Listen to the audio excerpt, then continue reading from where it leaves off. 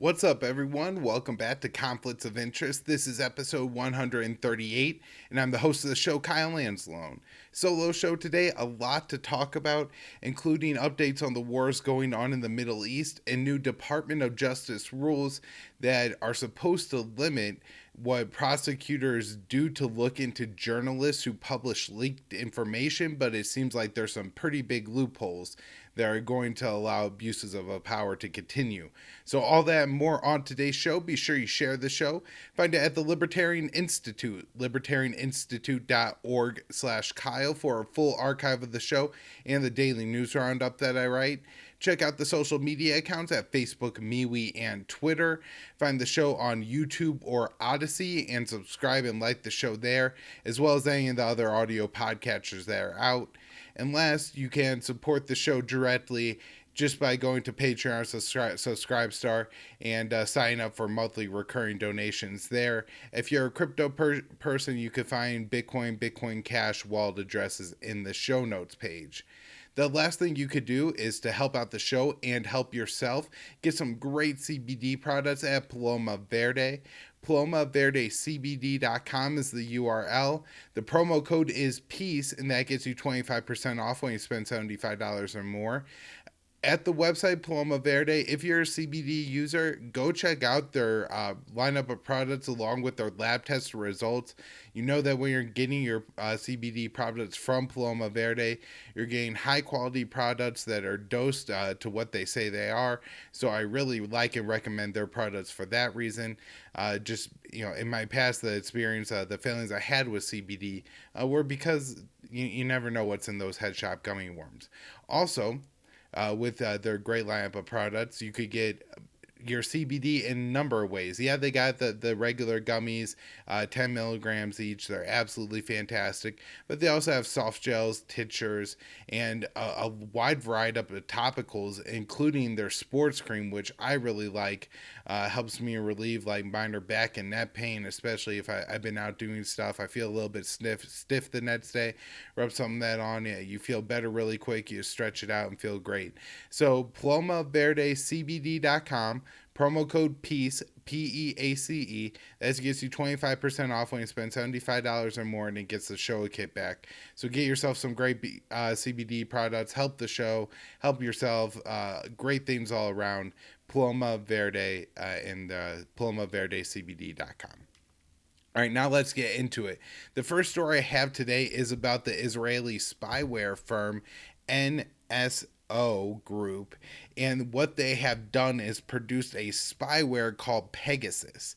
And if you want to go on Twitter and check out Edward Snowden's account, he's put out, just before I was recording, I was scrolling through, and he was getting into some technical details of the spyware and why it can impact anyone, including U.S. citizens, and why we should all be very concerned about it.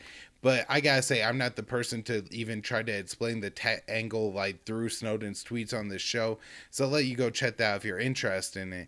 Why I kind of want to break down is who the NSO Group is and what was the result of this recent study, which showed that they were that software was used by oppressive governments like the UAE, Hungary, Saudi, India, and Mexico to spy on 1,000 people from 50 different countries, including politicians, Saudi monarchs, business execs, human rights advocates, and journalists. So a lot of important stuff. There's a great article by Ali Abunima in Electronic Intifada on this, and then also this one I have up right now by Ethan Paul at the Quincy Institute for Responsible Statecraft.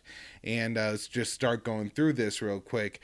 So the NSO Group is a group of people who were in the Israeli military mostly that went to the private sector and developed a spyware company. A lot of these Israeli, I guess, former military people and intelligence community came from this 8200 group within the Israeli military. I don't know a lot of details about that, but this, seems to be like a revolving door military industrial complex type company. I think a lot of people are like, oh, this is a private company in Israel, so if they're selling these things or whatever. That's not a part of the Israeli state. But I think there's a lot of reasons to look at this company like you would a Boeing, a Raytheon, a Lockheed Martin in the U.S., including the fact that the Israeli Defense Department gives the licenses needed to sell this technology to other countries. And so there was some leaked documents that came out about what the Pegasus software was being used for, and it was found again to be used by 50 countries and spy on at least 1,000 people. Kazakhstan, UAE, Hungary, Saudi, India, Mexico were named as some of the governments the most oppressive. Of course, the Israeli government itself is one of the most oppressive and has access to this as well. And so I'm sure it's being used against the Palestinians, but I don't see anything like that in the report. So anyways, the 17 news agencies come out with the report and find that 65 business executives, 85 human rights advocates, 89 journalists, and 600 politicians, members of government, including Robert Malley, who was on the team to negotiate the Iran nuclear deal, and members of the Saudi royal family. The NSO Group did respond to this study, so I'll just go ahead and mention that. And they pointed out that they're saying that not everybody on this list was actually spied on, and that this software could only be used for terrorism and criminals. And they've actually terminated contracts with 5 countries for abusing this. I'm not really gonna just buy exactly what the NSO Group is saying, but that is the response. So the group that looked into this examined 67 phones and found about half, especially the iPhones, that had apparently been penetrated by the Pegasus software that gives the user or the hacker access to essentially everything in that user's phone, including access to switch on like their camera and microphone whenever they would like to. And so if you thought this person was either doing something nefarious at a certain time, or you thought that they may be sharing compromising information, or who knows, maybe engaging in some kind of act that you would want to keep private, like an intimate act with your wife or spouse or something like that. If you could turn on a camera, maybe they could even use this to produce like compromising information of somebody's wife. They get pictures of her coming out of the shower or something like that. So it seems like you could get a lot of information from this Pegasus program, and it seems to be, as Snowden and Ethan Paul describe, a very nasty cybersecurity program. At this point, I don't have a whole lot else on it other than to point out that the U.S. media is really playing down, and this is one of the main focuses of Ali Abunima's article on it, the connection to the Israeli government. They're talking about how, this is bad that this spying happened. In fact, one of the people believed to be spied on through this was Jamal Khashoggi's fiance. And so, with this technology being given to the Saudi government, I think there's real reason to question whether the Saudi government potentially used this Pegasus program to help set up the eventual murder of a Washington Post journalist. And so the fact that the Washington Post apparently in their story on this, again according to Ali Abunimah here, he has this, downplays the Israeli role, mentioning it very only marginally as a private Israeli firm, and not to get into the fact that the Israeli government, approves that, this going out. Now, one of the reasons that that's important is we can imagine that if this was a Russian firm producing this spyware, giving it to Iran or North Korea, again, Chinese made, something like that, the reaction would be far different. In fact, China is blamed for a cybersecurity attack that, Microsoft says was perpetrated against them. The U.S. doesn't release any evidence, but just, says that China carried out this attack. And so if you look up, cybersecurity news in the past few days. It's not about this Israeli firm that was spying on a whole bunch of, again, Robert Malley, somebody in the Biden administration, tying this to Jamal Khashoggi. No, they're just talking about this Microsoft hack and how, it's China that's a problem. I guess this is a little bit of a change of pace. Usually they're blaming Russia for all of this, but this time they put the blame on China. I think that's about all the information I have on the Pegasus program. Again, I would recommend Snowden's Twitter thread and some of the things that he's been putting out on it. If you're somebody that, first of all, has more of a technical understanding, but also, wants to get into that and side of it and see how dangerous this Pegasus program really is, I recommend check out what he's putting out on it. Next thing I want to get into is Congresswoman Marjorie Taylor Greene was suspended from Twitter for 12 hours after she shared 2 tweets that are claimed to be misleading claims about coronavirus. Now, before I get into and talk about this story too much, I do not want this video taken down. And so I am commenting here and just reporting what happened as far as the COVID stuff goes. I will get into analysis and my thoughts on the censorship angle of this.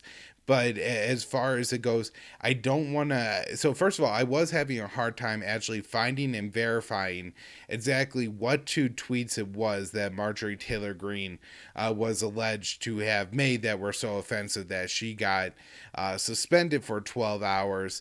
And to see them with my own eyes and then trying to make sure it's not like a fake, because, people could produce some pretty convincing fake tweets. And so it does seem to be that the 2 tweets that were of issue was one, and I, generally saying, it seems that she was saying that COVID wasn't a risk for people who weren't obese or were under the age of 65. Again, this is what Marjorie Taylor Greene said, that Twitter deemed offensive and labeled the tweet as misinformation. And then the second tweet, she was arguing against mandatory vaccines for military and their and mask mandates. So mandating these 2 things. I believe in the mandating tweet, she was talking about and arguing about the effectiveness of the vaccine as well. Again, that's the tweet that I was able to find. I can't, I guess, officially confirm that was the official tweet because it has been removed.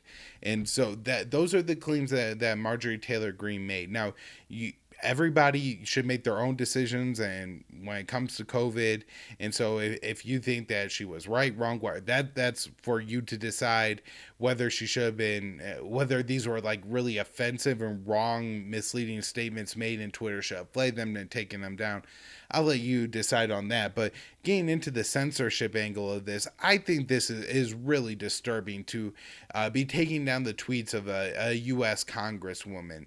Now, do I agree with most of the things that are hardly anything that Marjorie Taylor Greene says? No, I think the woman is kind of unhinged. And if she put a claim out there like something happened to her, I would be pretty skeptical if I thought it was true or not. That being said, we could just see what unfolded here, that, she put out these tweets, Twitter reacted this way and suspended her. And the reason I think that's the incorrect thing to do is because I'm opposed to censorship. As far as it goes, I think she could have said just about anything or anything about COVID. You could go ahead and think of the most like anti-vax thing to say about COVID, put that in your mind, and she could put that on Twitter, and I don't think that she should have been suspended.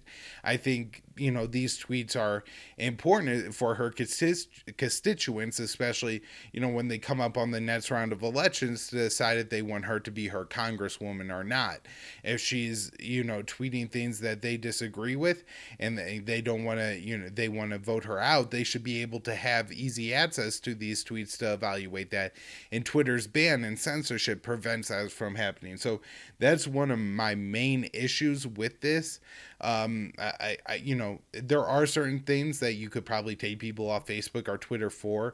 If she was saying that we need to go after and remove NSO Group from America, that would seem like something that, could be said to stir up dread violence or something like that, but she's going nowhere near that line, and so there's no cause for Twitter to take down these tweets. However, one has to remember that what me and Will talked about in the last show, where Biden said that Facebook was killing people, and that Jen Psaki, the White House press secretary, was calling on Facebook, saying that the White House was marking content for Facebook, so they were, specifically telling Facebook to take down this account or information, and they were calling on Facebook to remove 12 particular accounts. Well, when the government has all these mechanisms, and the U.S. government is so powerful, and the U.S. Congress has talked about, taking action to either break up the big tech companies or somehow provide more regulation, you have to imagine that Twitter sees this and wants to stay out of the ire of the Biden administration. And so it may be that they're now censoring accounts of, people like Marjorie Taylor Greene to not draw the wrath of the Biden administration. However, this is political censorship we're talking about at this point. This is one of the most outspoken critics of the Biden administration, whether you like her or not, being taken off of Twitter. At no point did the whole Russiagate fiasco, when Rachel Maddow or Luke Harding or David Korn, David Ignatius, all these people were coming out with the most absurd accusations that were, pushing the U.S. into a dangerous direction in our relationship with Russia, closer to nuclear war. I think it was a part of the destruction of at least 2 key arms control treaties. But at no point did I say we should pull those people off of Twitter because we're dangerous. No, it's about arguing in the realm of ideas, and that's something that that they don't want to be allowed, and that it's being targeted at enemies of the current administration is particularly disturbing to me. I would have said the same thing if Trump was calling for taking down Rachel Maddow's account, and so this is something we really need to keep our eye on and monitor. And if they're going to start like removing elected officials and stuff like that, it just goes to show they're really trying to shape how what the allowable discord is in America, and also election results. I mean, there's a reason these Facebook and Twitter and others didn't allow the stories about Hunter Biden's laptop in the lead up to the election.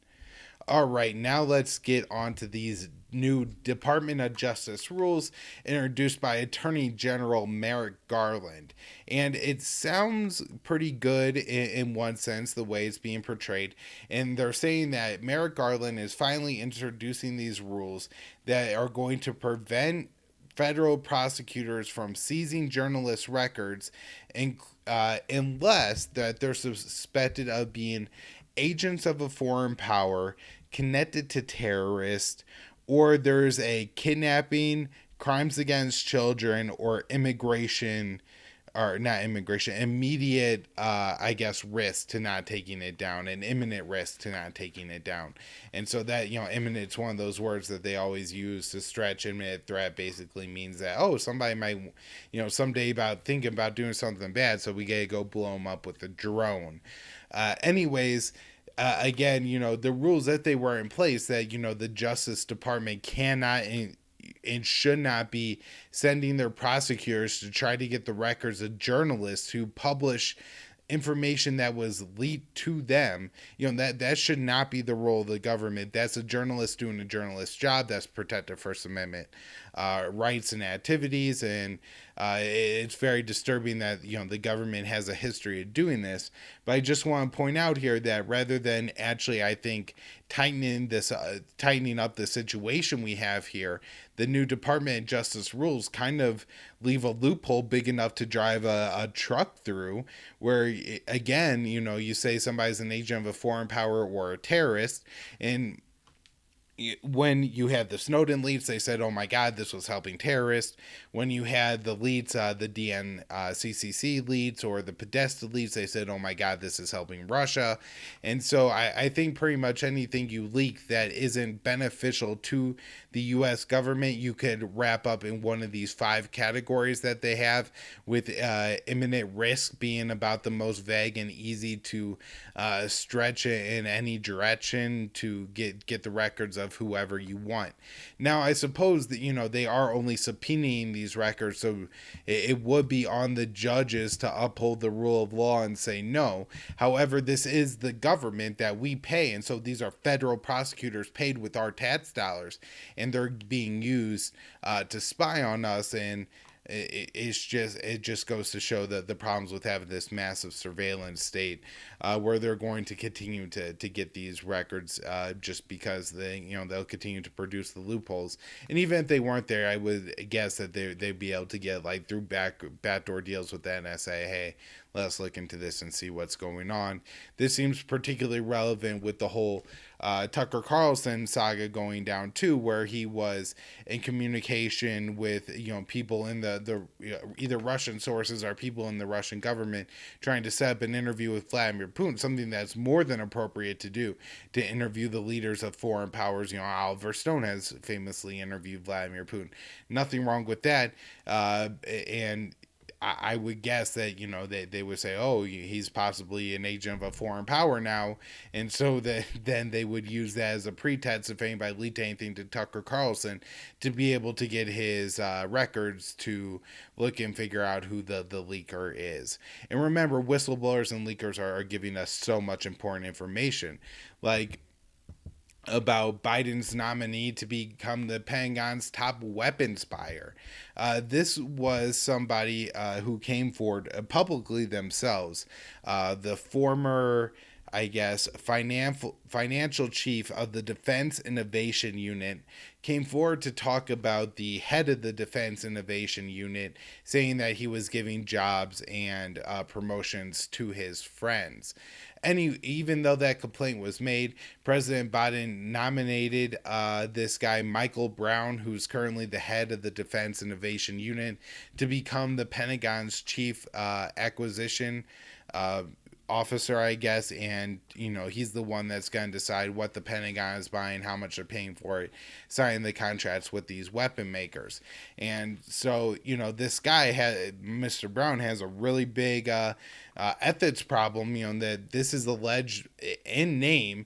Bob Ingranati, the former DIU financial chief, actually went to Defense One after he filed an allegation with the Department of Defense Inspector General to look into, and saying that, hey, look, he's writing job descriptions here that only his friends fit into, and then he's giving money for certain things in the tech industry, to these different firms, but he's giving the money so specifically, it's basically guaranteed to create promotions and raises for his friends. And so this is a corrupt individual, yet he got nominated for this promotion, and he only decided to withdraw his name because apparently the Department of Defense Inspector General investigation was moving forward, and they were going to look into the actions of Mr. Brown. So right now he's still in charge of this pretty important and big DIU. It's the Silicon Valley, I guess, unit of the Pentagon's development team or something like that.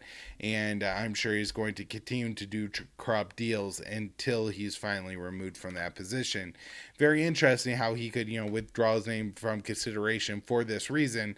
And then the Pentagon spokesperson, when they're talking about, saying there's no changes in personnel at the DIU. Now, one of the reasons it may be important to really want to restructure how you're doing the Pentagon acquisitions is because there's more problems on the F-35, the most expensive weapons program in history, going to cost the U.S. taxpayers well over $1.5 trillion when it's all said and done, is running out of engines. That's right. Right now, 15% of the 200 plus F-35s, the Air Force, not the Air Force, the Air Force has, don't have engines to power them, and this problem is only going to get worse as a lot of the current F-35s that are in use are coming up on their 2,000 hour usage, which require major overhauls of the engine. They had to go in and refurbish the engines a little bit at that time, and they're actually finding more problems in the engines than they expected. That's going to cause the engines repairs to take even longer. So this is going to be an even bigger backup. These are reports from the Government Accountability Office. These are well documented problems with the F-35 that's continued to happen. There was one interesting thing in this article from Esquire. Apparently, only 4% of the F-35s that have been ordered by the military have been produced on time. And you would imagine with a record like that, the military would be looking to not only move away from the F-35 project, but from Lockheed Martin, the company that makes the F-35, because obviously they're dysfunctional and incompetent and not able to produce what they say they're going to produce. But yet the U.S. continues to develop these contracts and, give Lockheed Martin millions, billions, and trillions of more dollars for weapon systems that likely will not work out and just be failed for the U.S. taxpayers. Moving on to some international news now. Looking at Peru, where socialist candidate I believe Pedro Castillo was confirmed as president by the country's electoral commission. So the election run, there's most Latin American countries that do elections have a system where a bunch of people run and then they take the top two and they do a runoff. And so the runoff happened on June 6th, and it was between, again, Pedro Castillo and Keiko Fujimori, who's was the daughter of a former dictator of Peru, and was at one time in jail for like corruption and war crimes that he had committed. And so, this was his daughter running. I think she's kind of the family legacy there. Very tight election. It was like 51 point something percent to 49 point something percent. For the past few months, Fujimori has been alleging all kinds of election fraud and different problems that occurred in the election that would have swayed the election results. At the end, she did accept, I guess, that by the results put out by the election commission that she lost the election. However, that the election was in some way unfair. Anyways, that's her claims, but I guess Pedro Castillo will become now president of Peru. And I'm not exactly sure how the political system works there, if he's going to be president-elect for 2 months or if he just instantly takes up the role as president. This may or may not have interesting impacts on the U.S. foreign policy in the region or, on Peru. I'm not sure exactly who this guy is and what his policies are, but a lot of the leftists who are anti-interventionist, anti-imperialist say that, this is kind of a tide-esque figure. So, think about when different socialist governments, Morales in Bolivia, Maduro in Venezuela, Cuba, others, that he would kind of be more in line Peru more with that access. I don't know if that means things like the Lima Group are going away. This is the international coalition to try to overthrow Maduro from power in Venezuela, or if maybe the situation in Peru, kind of calls for whatever political reasons and how things shake out, the president's going to remain involved in the kind of imperial axis, the U.S., Canada-led groups, along with Colombia, Bolsonaro's Brazil, to remain interventionist in the region. I'm not sure how this is all going to shake out. Again, I've seen it portrayed as this guy kind of joining the pink tide-led countries, but maybe Peru's not in a position to give up so much access to the United States, different kinds of aid, or something like that. So it'll be interesting to see how this develops. As we know, it was called the Lima Group, the regime change effort they put together for Venezuela, that international coalition. And so obviously in the past few years, Peru has played a role in the U.S. empire. I'm just not sure how that role is going to develop going forward. All right, next up, one more story about Latin America, and that is the government of Venezuela, the elected government, the people that control there, the Maduro government of Venezuela was looking to get, either $1 billion or all the country's gold from the UK central bank in London. And the UK, in the days leading up to that, reaffirmed that they say this guy, Juan Guaido, is the president of Venezuela, even though he has no popular support. He's claimed to be president for, I think, over 2 years now and hasn't garnered any more support than he had initially. Not even all the Venezuelan opposition supports him. He no longer holds the post that he had 2 years ago when he proclaimed himself to be president, and it was with that post that he thought he had the authority to claim himself to be president. So there's a lot of problems with Juan Guaido's claim, but this seems like a good old fashioned heist that the UK has essentially pulled here, because at this point the Venezuelan government, the people in Venezuela that provide to the people of that country, and I'm not trying to endorse a socialist government of that country or anything like that, but that gold is owned by that government, and so if they ask the UK for that gold, the UK should produce that gold. Now, I've seen a vast difference in how much worth of gold Venezuela has in UK, from $1 to $2 billion, and it'll be interesting if they can get their hands on this gold, because I believe in the past couple of years, as the US has heavily sanctioned both Iran and Venezuela, they've traded commodities from Iran to Venezuela for gold. All right.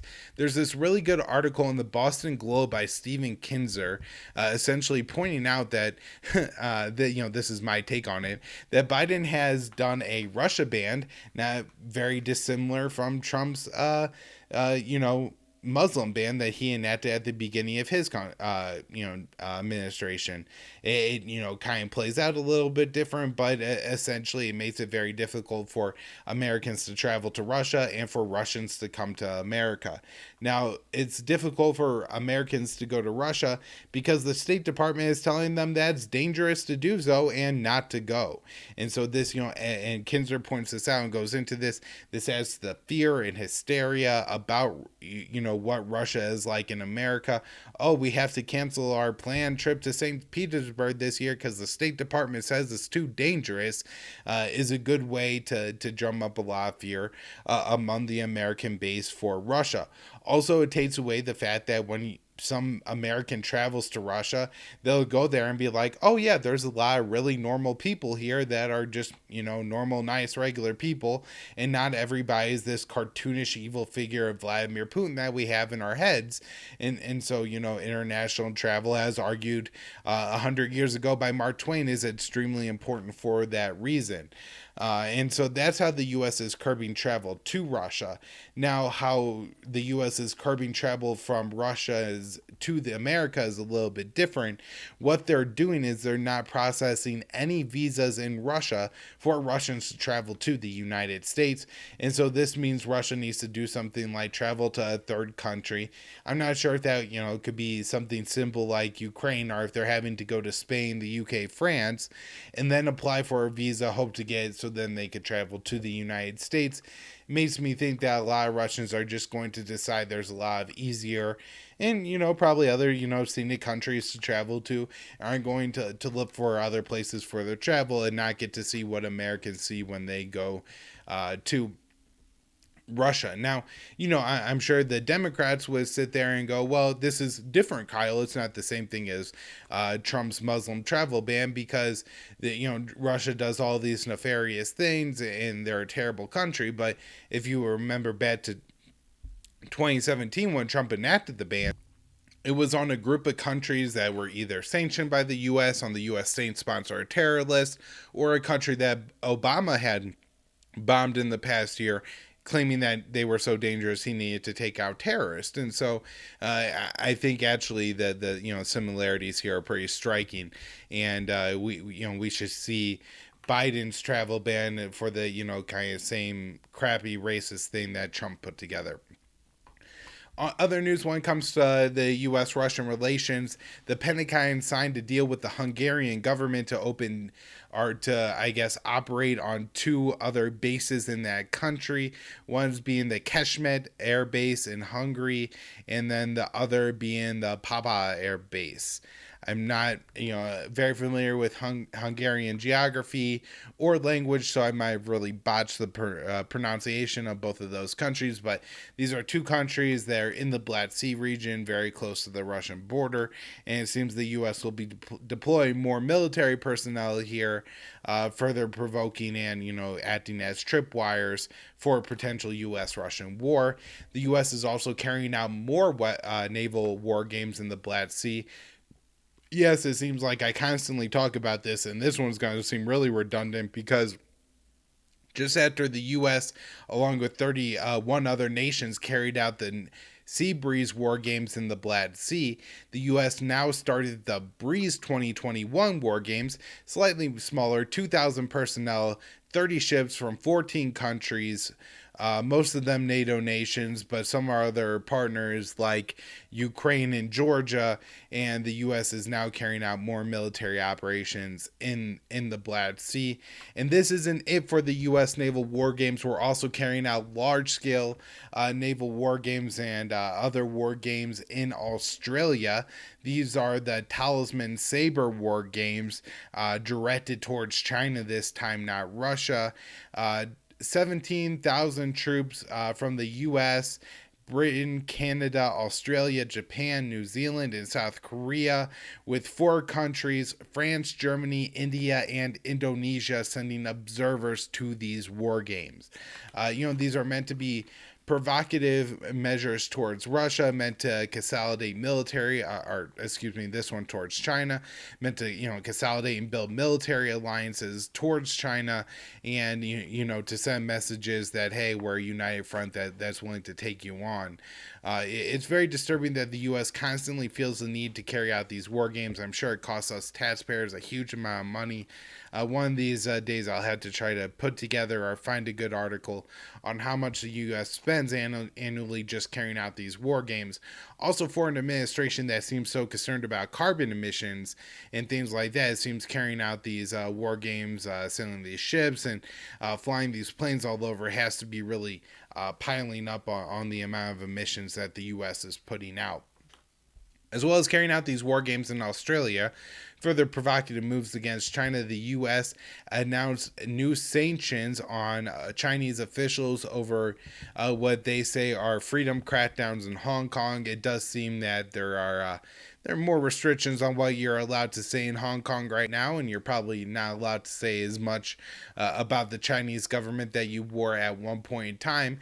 At the same time, just look at the beginning of the show where we have people in the opposition party in the United States just days after the administration accused social media companies of killing people and demanding social media companies do more to censor content than, a social media company in the United States censored the content of a member of the opposition party. So, I'm sure China, the Chinese Communist Party, could very easily go through and on the same grounds that the U.S. is making here, say that the U.S. is violating human rights and we have to sanction the United States. The U.S. is also threatening, or I guess warning, quote unquote, U.S. companies not to do business with Chinese or Hong Kong companies. I guess the Chinese companies just being those that operate in the Xinjiang province, where the Uyghurs are, saying that, they could be subject to sanctions, or they're, potentially engaging in,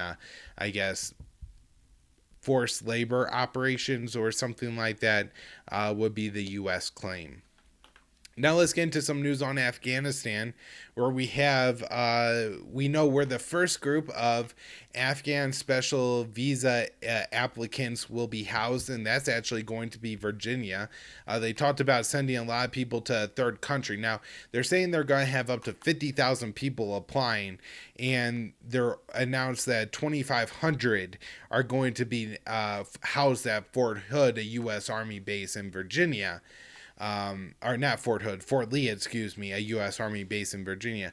So it's not clear where, the majority of the expected applicants are going to live, if they're going to find other U.S. bases in the United States. Also, what was the legal status of these people? Are they allowed to leave the base? Are they not?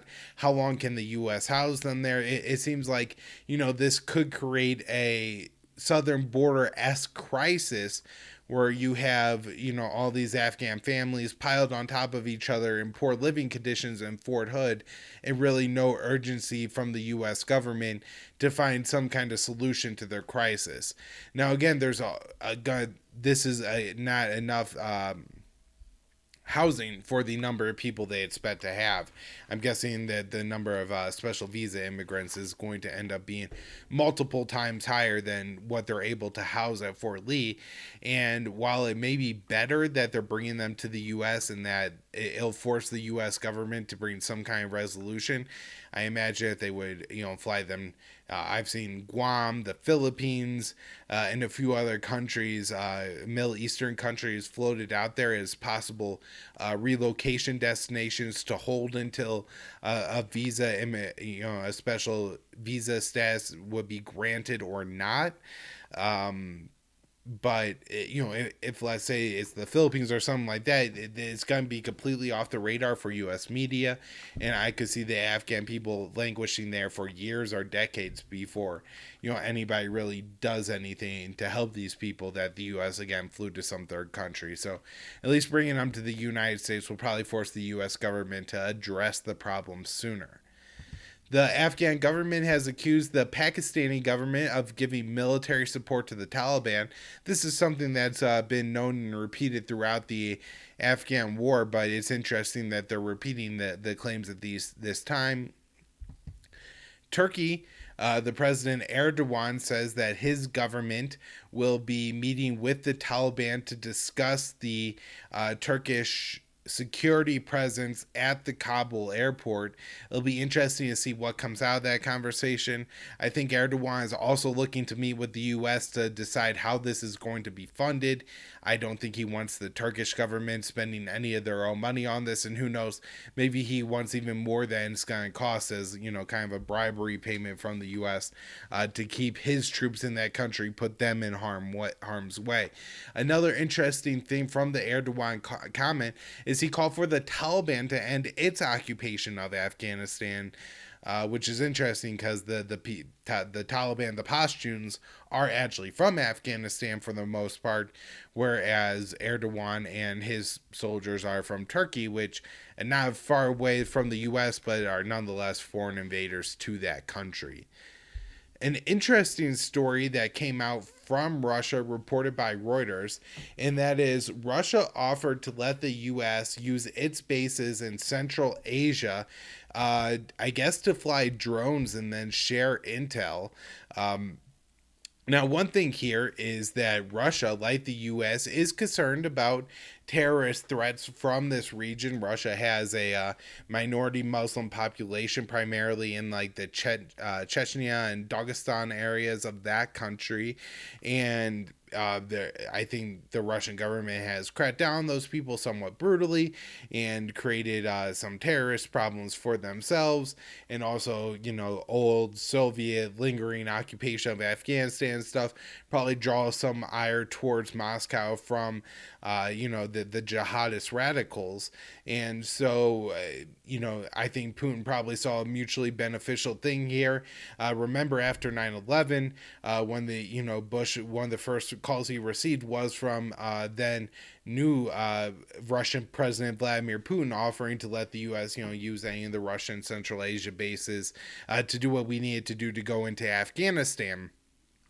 So it's, I guess, interesting that the U.S. is having so much trouble getting any of these Central Asian countries to allow us to operate out of their bases, and yet the one of the countries that we most demonize, Russia, actually made an overture. Now, this is coming from the Russian side of things, so there may be some things that Russia put forward that would just be a deal breaker for the U.S. or something like that. Maybe these will only be Russian drones, and the U.S. would just have to have access to a little bit of the intel or something like that. But it's an interesting proposal put forward at a time where the U.S. and Russia could work together on something they agree upon. Let's see. There was a rocket, or I believe actually 3 rockets, that landed near the presidential palace in Kabul. Nobody hit, nobody injured by it. Unclear of who was behind the attack. The initial reporting from Reuters said the Taliban denied any involvement in the attack. That was removed when the story was later updated. So I'm not quite sure, if the Taliban were potentially involved or not. The ISIS-K has carried out rocket attacks in Kabul as well. So it seems, there's a number of groups that could be behind this attack. The Afghan government and Taliban actually met for a few days in Qatar and put out a joint statement. So while not a significant step forward in peace talks, it's been more than we've gotten from most of the peace negotiations so far between these two sides. The two delegations put forward a commitment to continue negotiations at a high level until a settlement is reached. And apparently they also agreed on some kind of mechanism that would expedite the process. It's not exactly clear to me what that is, maybe putting peace proposals forward sooner, but it does seem like there's some progress and positive momentum in the Afghan peace talks.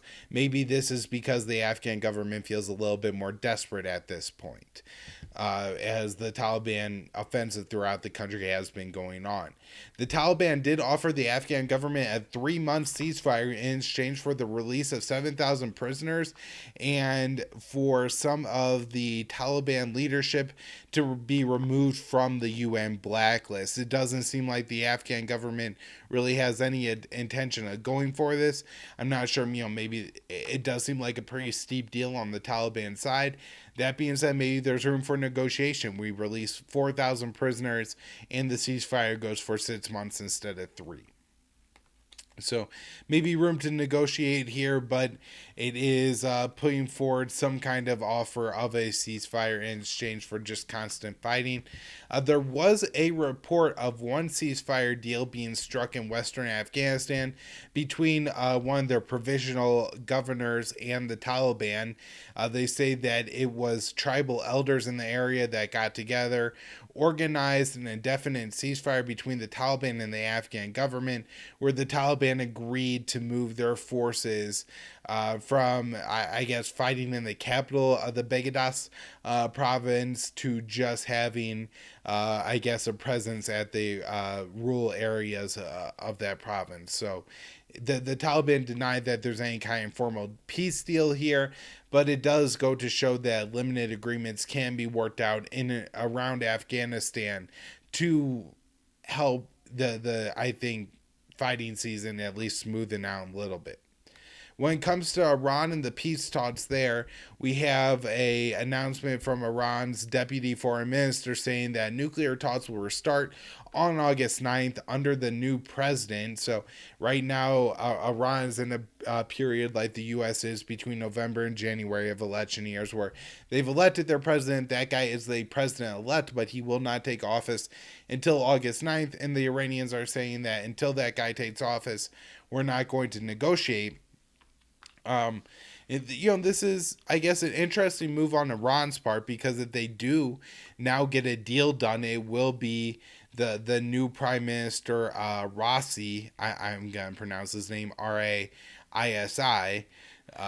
Will be the one who gets credit for, bringing the U.S. back into this agreement, maybe getting sanctions lifted.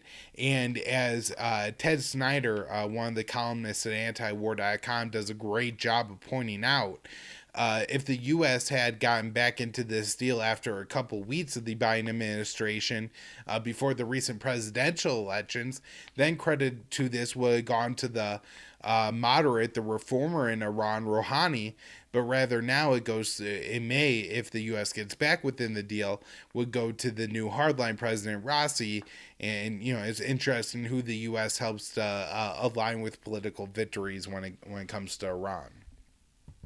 Now, maybe the Biden administration really has no intention of getting back into the deal, because we have a report from the Wall Street Journal that the U.S. is making plans to issue sanctions on Iran's oil sector, specifically targeting China. Now, the U.S. already sanctions Iran's oil sector pretty heavily, but the U.S. could do other things, like level sanctions against shipping companies that are bringing oil from Iran to China, and it may make these shipping countries less interested in doing this kind of business because, maybe they also ship things from China to Australia or something like that, and that would create problems because those Australian companies would probably not be very interested in violating U.S. sanctions. And so we see how sanctions could really bite in some cases.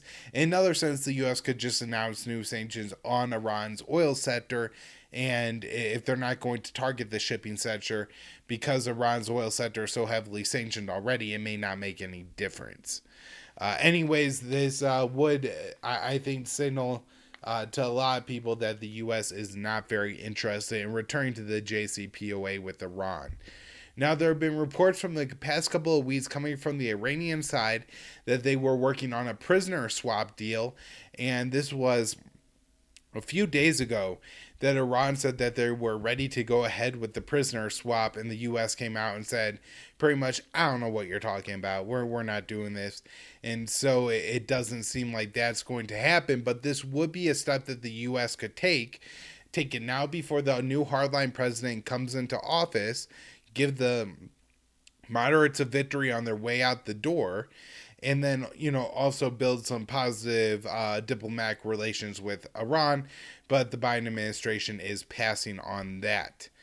In Iraq, we had this really interesting story come out, I believe, about a week ago on the 14th, where the Biden administration, or there was one tweet from a mainstream media journalist who said that there was a meeting between Iran's leadership and Biden's envoy to the Middle East, Brett McGurk, where the U.S. agreed to a step-by-step withdrawal.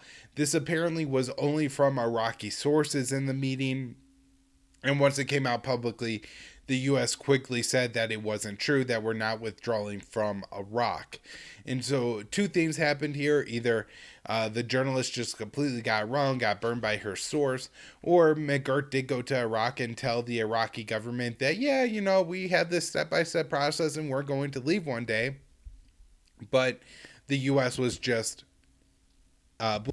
smoked to appease the Iraqi leadership, because the Iraqis do want the American troops out of their country. I don't think it's going to happen anytime soon. And again, all those stories were almost instantly dismissed by the Biden administration. Now, the Iraqi prime minister then came out and said he wants some support from the U.S., but just air support, and wants U.S. combat troops out of his country. I doubt the Biden administration is going to agree to this. We'll keep combat troops and we'll help you with your anti-ISIS coalition. If you kick us out of your country, you kick our combat troops out. Maybe not like the Trump administration saying we're going to kick you out of the al-Assad base, but at least say, well, we're not going to help you with the Islamic State problem anymore. Now, I think the government of Iraq probably has a real problem here because there is ISIS in that country still, and the two most effective forces fighting against ISIS in Iraq are not the Iraqi military, but rather the Shia militias, which are not directly loyal to the Iraqi government, and then the U.S. government. And so maybe the president there is trying to hold on to U.S. air support for that reason. But, at this point, the U.S. really should leave Iraq and not continue to provide the air support. And one of the reasons that the president may be concerned, our prime minister of Iraq may be concerned about the Islamic State, is because there was just a suicide bombing in Sadr City. This is a poor, lower income Shia neighborhood that named after the father of Iraqi cleric Mohtadi. So I will imagine this attack will elicit demands from the Iraqi Shia majority population for more security, and that ISIS is a bigger problem. Two more stories before I wrap up. The first is a little blurry here. There was apparently a drone attack against a Iraqi Shia militia truck in eastern Syria near the border, And it was initially blamed on the U.S., saying that a U.S. drone blew up this truck. There was a report that there may have been some food aid or something in this truck. The U.S. has since come out and denied that claim and said they were not behind that attack. There are other countries in the region that do have drone capabilities. I would guess, like, Turkey or Israel first. Also, the UAE and Saudi Arabia have access to Chinese armed drone. Iran also has armed drones, although I doubt Iran will be attacking a Shia militia. Last story is Israel continues to bomb Syria. The latest attack was in Syria's city of Aleppo, where they hit military posts in and around the city. Syria state media claim that most of the missiles were shot down, but even then, I would imagine the falling debris could potentially kill people. The Civilian Observatory for Human Rights said the strikes targeted weapons depots that belong to Iranian-backed groups, and this is typically what the Israeli military says as an excuse for their bombing of Syria. All right, that's what I have on today's show. I will be back with another show on Friday to break down more of the news. Hope everybody's enjoying the show. Share it, video versions at Odysee and YouTube. Check out the audio only versions anywhere you listen to audio podcasts. Give us recurring financial donations at Patreon or Subscribestar. Get yourself some great CBD products at PalomaVerdeCBD.com, promo code PEACE. And last, I am the news editor at the Libertarian Institute, so I write the daily news roundup there, and then I also put together the viewpoints at antiwar.com. Thanks everybody for tuning in.